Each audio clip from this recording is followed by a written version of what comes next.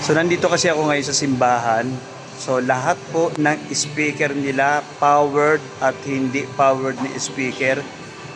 Inayos natin, tin-troubleshoot natin kung gumagana pati yung mga voice coil ng Twitter, ng base or lahat yan. Tin-troubleshoot natin pati mga wire, speak on, pati wiring. Then chinek natin lahat ito, yung 48 volts, lahat ng channel per channel, tiningnan natin kung gumagana. Left and right, tiningnan na rin natin kung gumagana. Lahat po ng equalizer niyan or yung tinatawag natin na preamp, no, yung bass, mid-high, lahat pati ng mga fader, effects. Tapos ito, nakita natin na hindi gumagana yung isang output pero okay lang yan. Ang ganda pa rin ng tunog, no. Hindi po ito gumagana kung wala pong amplifier or hindi powered speaker ang ginagamit kasi ito po ay passive. So ito po yung active ko. Hindi mo rin kailangan ng amplifier. Kung napapansin niyo wala ring amplifier pero passive yan. Bakit? Kasi yung speaker ay active. So ganun po yan. Ito naman, pansinin niyo wala po ito po ay powered. Pero hindi mo na rin kailangan ng amplifier. Bakit?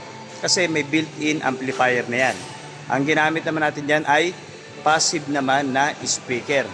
So naghinang na rin ako ng mga wire, no? Bali ang hinahinang ko ay dalawang 30 meters, apat na 20 meters, no? At dalawang 10 meters ang hinihinang ko ngayon. Kasi yan po ay ilalatag doon sa loob. So kasi baka ibaon uli yan. Kasi ginagawa tong simbahan na to. Actually dati na tong simbahan na to, inarap lang to sa highway. So nagkaroon ng problema yung audio. Kaya bago natin ikabit yan, dun sa mga dingding, sa matataas na yan, hindi po pwedeng basta-basta ay ikabit na lang. Kailangan po, dito pa lang sa baba, tinetest nyo na hanggang sa cord, speak on, or yung ating male, female, XLR, lahat po dapat chinecheck. Hindi pwedeng wala kang manis na isa.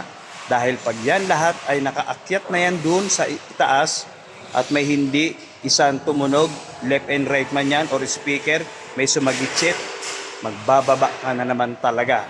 Huhulihin mo na naman yung kung ano yung sakit. Kaya dito pa lang sa baba na to, dapat alam na ninyo na i-troubleshoot na ninyo.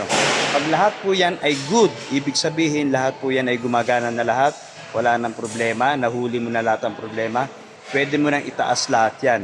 So wala nang back job. Ibig sabihin hindi na dagdag trabaho pa, hindi na akyat panaog. No, ang bigat pa naman yan, iakyat mo dun, isasabit mo yun sa pader, oh. So ayan, dami naming, tapos merong 100 meters, so tatlo yan ganyan, kaya marami yung hinihinang ko ngayon eh. So kaya hindi biro po pag nag-install talaga ng mga audio, lalo na sa simbahan. Kasi hindi pwedeng nakaka-distract, lalo na pag may misa na si Father, no? Kaya kailangan klaro, malinis ang tunog, walang feedback, walang sagitset, walang humuhuni, walang umiingay, walang static sound. Ganun po yan. Yan, ito yung simbahan. So, sige, matatapos na ako. Tapos, ikakarga na namin yan kasi dito pa lang na-check na namin. Pati speaker na luma nila, chinik ko. So, yung isang speaker na yon, sira po yung voice coil tweeter niya. So papalitan niya lang yun, mura lang yun, babaklasin ko yan, mura lang yun, nasa 300 pesos lang. Pero yung isa gumagana. Pati mga microphone, phantom, gumagana. Oh, di ba, no? Masalimuot lang mag-sound check, mag troubleshoot kasi himay-himay yan, isa-isa yan, no?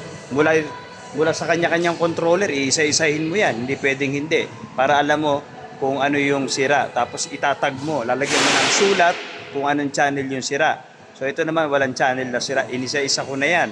Ginamitan ko ng mga microphone. Pati yung XLR, pati yung PL niya, tinesting ko na rin kung gumagana, working naman. Ang dami mo talaga i-test.